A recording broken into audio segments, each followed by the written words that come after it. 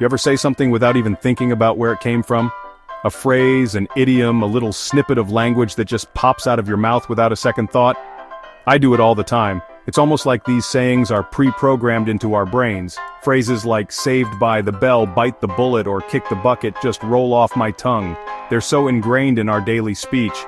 But have you ever stopped and wondered, why do we say these things? Where did these quirky little expressions even originate?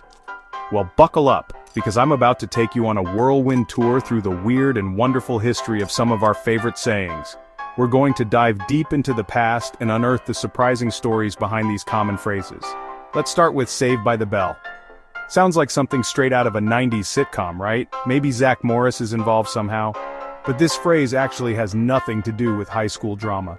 Despite what "Saved by the Bell" might have you believe, it comes from boxing. That's right, the sweet science. Picture this. Two fighters in the ring, one's on the ropes, about to lose. He's getting pummeled, his opponent is relentless.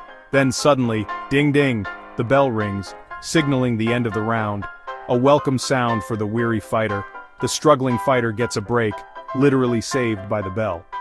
A chance to recover, regroup, and maybe even come back stronger. So next time your teacher calls on you and the bell rings just in time, you know who to thank. Boxing, not TV.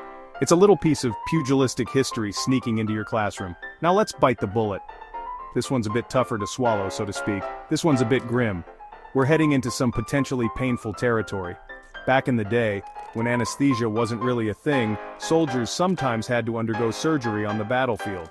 A truly terrifying prospect. The pain, unimaginable.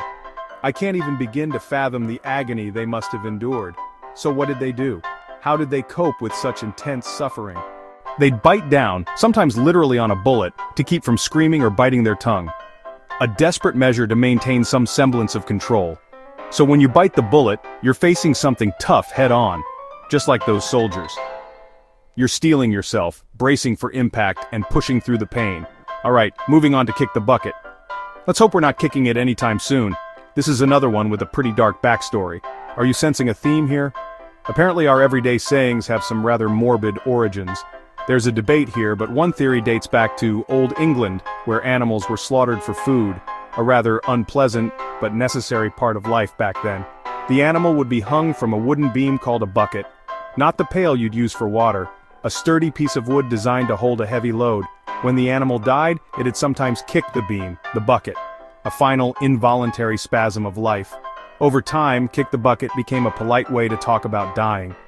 A euphemism, a way to soften the blow of a rather harsh reality. Cheery, right? Who knew our language could be so colorful? Funny thing is, these phrases started in very specific situations. Boxing rings, battlefields, butcher shops. But now they're just part of everyday conversation. They've transcended their origins and become woven into the fabric of our language. Maybe that's what's so cool about language. It's always evolving, carrying pieces of the past right into our present. A living, breathing entity that constantly adapts and changes. So next time you're saved by the bell, or have to bite the bullet, or hear about someone who kicked the bucket, you'll know there's a whole story behind those words. A rich and fascinating history just waiting to be discovered.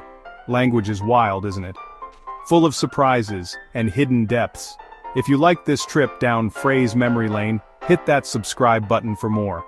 We'll continue to explore the fascinating world of language and its many quirks.